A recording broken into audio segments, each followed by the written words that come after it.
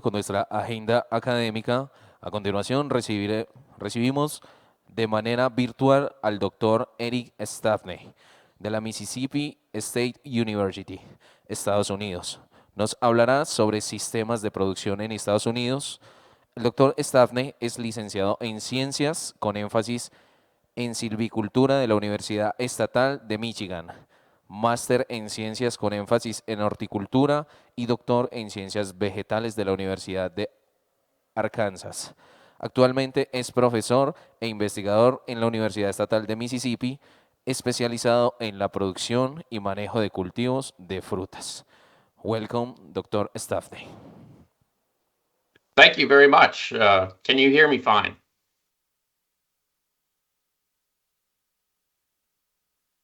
Yes, Dr. Well, I hope you can. Eric. Yes. Can you hear me? Yes. Okay. Great. As that great introduction said, my name is Eric Stafne from Mississippi State University, and I will be speaking on systems of passion fruit production in the United States. But first, let me apologize for not being able to deliver this in Spanish or Portuguese or some other language for you, but hopefully we can have a decent translation that works. So let's go on and see what's going on in passion fruit in the USA. There's a very strong interest in passion fruit in the USA. In fact, recent reports economically indicate perhaps 5 to some 8% increase over the next 5 years in purchases of passion fruit. But what our growers are, very small scale production. So often maybe a hectare, maybe 2 hectares, sometimes larger than that, but mostly very small scale. The industry itself is poorly organized. There is no central grower organization that can offer support or education at this point. And there's little institutional support from universities or other institutions. So only in the major areas of South Florida and California are where the majority of that exists. So overall, it's a very challenging environment for passion fruit production in the United States. Now, the way I'm going to frame this presentation is through a couple of different surveys, national surveys that we did. One was in 2021, and this kind of looked at a lot of different factors. One of them is demographic information. And then there's also plantings, how much acreage there is, what cultivars are being grown, production practices or the trellis type, spacing, pest management. Also, where are they selling the fruit, and what are the huge, enormous barriers to their future success? The second survey, which I will get to a little bit later, was a consumer preference survey. So we wanted to know what kind of passion fruits would consumers most likely purchase and consume. So we'll talk about that a little bit later as well. So on to who our passion fruit growers are in the United States. And this table shows you that the mean age of a passion fruit grower is 53. Now, that's not terrible in terms of comparison with some other fruit growing groups in the United States, but it is a little bit on the older side, and we'd like to see that younger. However, as you can imagine, the United States, land is expensive, and it takes a long time to build up enough capital in order to get into the business. So it is a daunting prospect, which is common across a lot of agriculture in the United States. So 53 years old, it could be worse. So there's still a lot of good years there for passion fruit growers to improve and expand their operations. One of the things that we really wanted to know was what are the obstacles to obtaining the optimum production? So this was rated on a scale from 1 to 10, or 1 to 12 rather, with 1 being the most important. And so you can see this list of different potential obstacles. And again, as you might imagine, labor availability is number 1. Not only is labor difficult to find in the United States, it is expensive. And with all the hand labor necessary for producing passion fruit, it becomes a very challenging barrier to success. The second one is annual weather variability. And something built into this is that in the largest production area in the country, which would be South Florida, they are subject to annual hurricanes. So that is a big problem. Also, Puerto Rico is in there. And rainfall during harvest, all of those sort of things can be extremely problematic. The third one there, notice, is vine decline. This is a accumulation of different factors, mainly diseases and viruses. So that is also something that they're very concerned about. Now notice at the bottom of the list, and the next one from the last, is market demand. So interestingly enough, the growers believe that they have a market for their product if they can grow it and produce it at a quality that is necessary for the consumer. So we also want to know, how are they growing them? And about 75% of the growers who responded said they just grow the vines in the ground, which is what we expected. But there are roughly 25% who grow it in other ways, so in an artificial media. And this tells us that there's no one way that it's being grown, and the growers are potentially looking for other options to avoid problems that come with soil grown vines. Trellis type systems, how were the vines trained? And this was a very interesting thing here. And I'm not sure that this totally represents all of the growers across the United States. But kind of some of it is weighted towards where we were able to get answers from. But interestingly enough, the top answer was wild.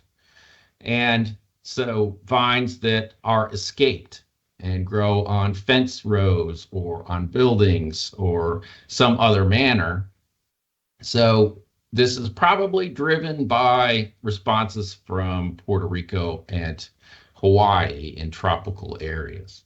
The rest of them are more consistent with what we would expect for training similar to a grapevine. And that is very commonly done. We have large acreages of grapes in the United States. So this is a common way that people would foresee, look at that and then adapt it to passion fruit. Now, as I mentioned earlier, passion fruit production is on a very small scale. So unsurprisingly, they grow other things. And mainly it's fruits and vegetables. So in these types of areas, especially, Southern California, South Florida, there are other tropical or subtropical things that they could grow. So in terms of fruits, they are probably growing things like dragon fruit or avocados, mangoes, things like that. Whereas in vegetables, then maybe melons or peppers. So in those types of things, that the production systems can be similar, or the timing can be complementary to passion fruit, and that's why they're choosing to do those types of things. Now, we wanted to understand horticultural practices of the growers. And we broke this down into different regions, Florida, Puerto Rico, and then we kind of put together all the other states. But we wanted to know, do you regularly scout for pests? And to our satisfaction, they said, most of them said, yes, they do that, which is great. Now, on the downside, they do not regularly test for viruses. And we know that viruses are an enormous problem in passion fruit production. So not testing that is just kind of sticking their heads in the sand and not wanting to know. This kind of also is baked into the next line, which is propagated their own vines. And so lots of growers propagate their own vines, which means they take virus-infected material and replicate more of it and put it back in their vineyard. So that's something that we're very concerned about. And then we wanted to know, do they hand pollinate the vines? And this was more of a question that we asked so that we could kind of figure out what the state was. What kind of, is there sufficient pollinating insects that exist so that perhaps this is not necessary? And it shows that there are very low levels of hand pollinated vines going on. Now, also related to this, the previous question, we talked about propagating their own vines, and there's different ways to propagate them, obviously. So cuttings and seeds and tissue culture. So by cuttings is the one that I talked about, where we don't really want to see that because they're perpetuating virus problems. And high numbers in Florida and other states do this. They do their own cuttings and are perpetuating virus problems.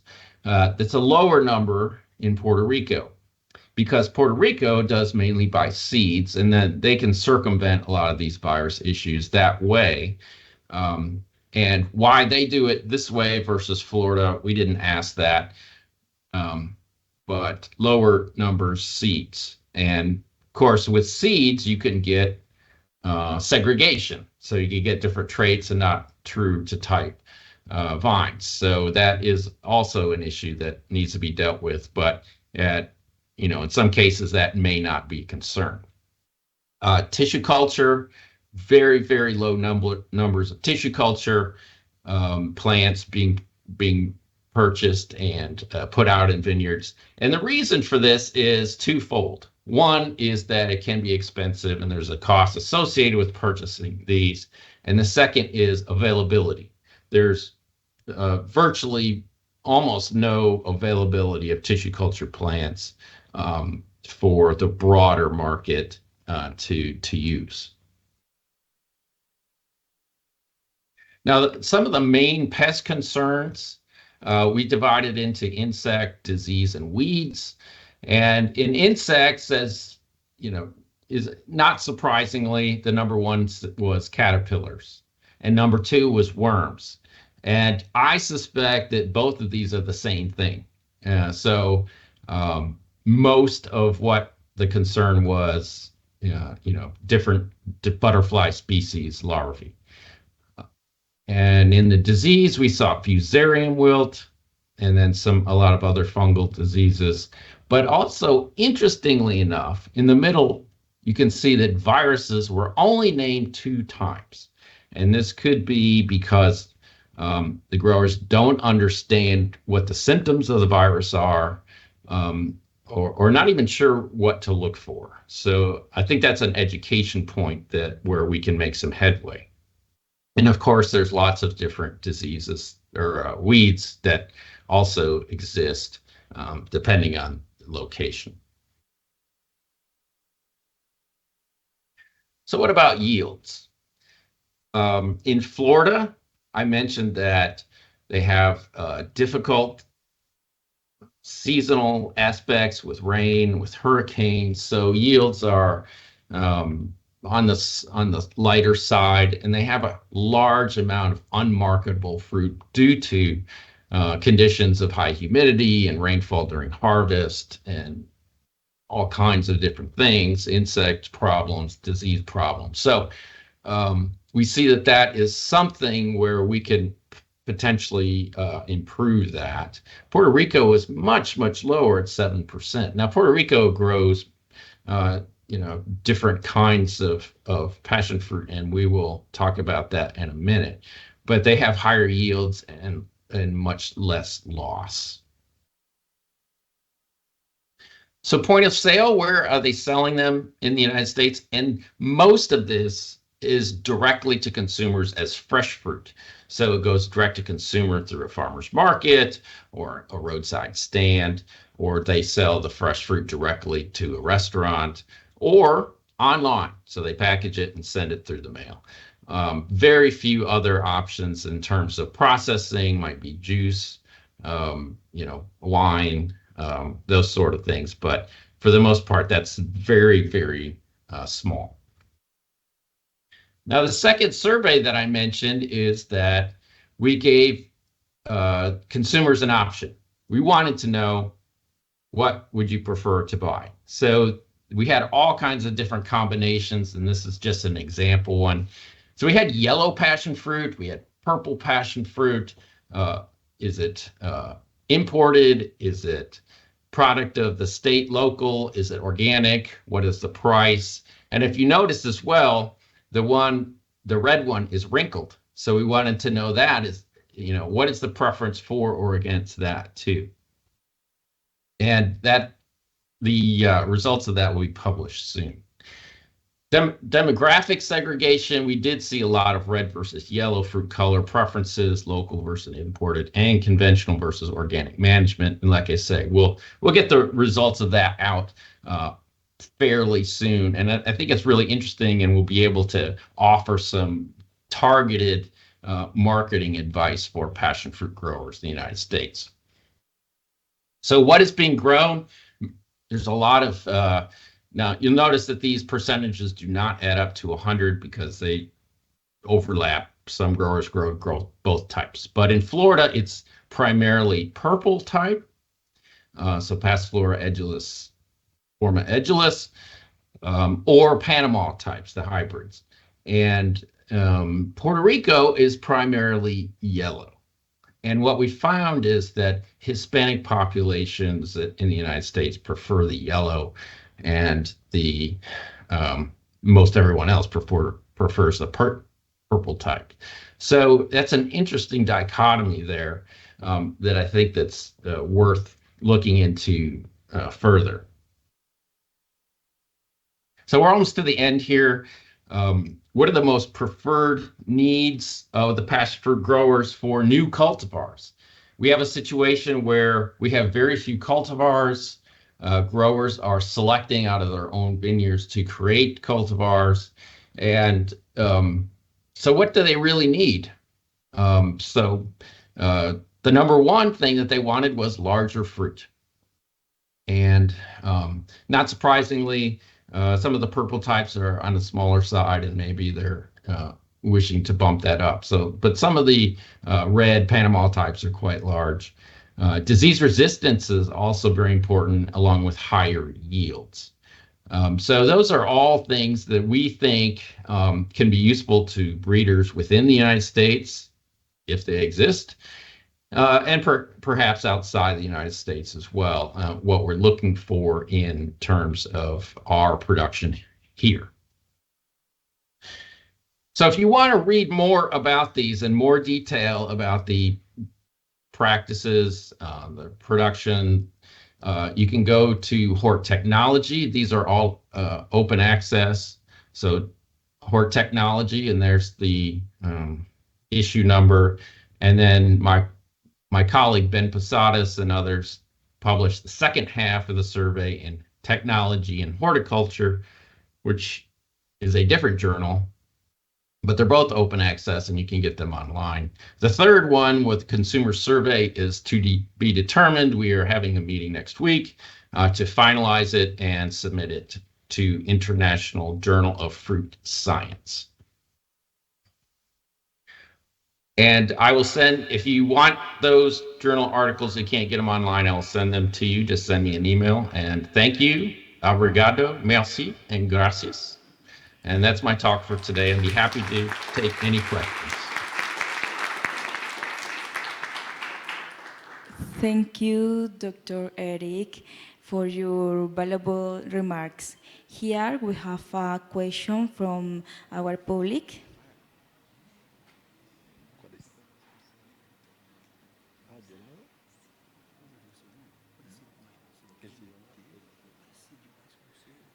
Eric, a question. Do you know of any Yes. commercial fields in California? Yes, there are commercial fields in California. There's a Dr. Ben Faber works with those people down. It's mainly near San Diego, although there's interest farther north, kind of in the San Francisco, San Jose area as well. I have another question from the audience. What do you think about the Yes. technological development of passion fruit cultivars in the USA? And Well- let me see. Hold on. This is sort of a double question, or is there a great potential of passion fruit? Yeah. All right. I think I get the gist of the question. So I'll say it again. What do you think about the technological development of passion fruit cultivars in the USA, or is there instead great potential for passion fruit being imported into the US market? Yeah, great questions. So the first one, I would say it's almost non-existent. So the development of passion fruit cultivars is, not actively happening. Let's put it that way. Do I believe that there's great, import?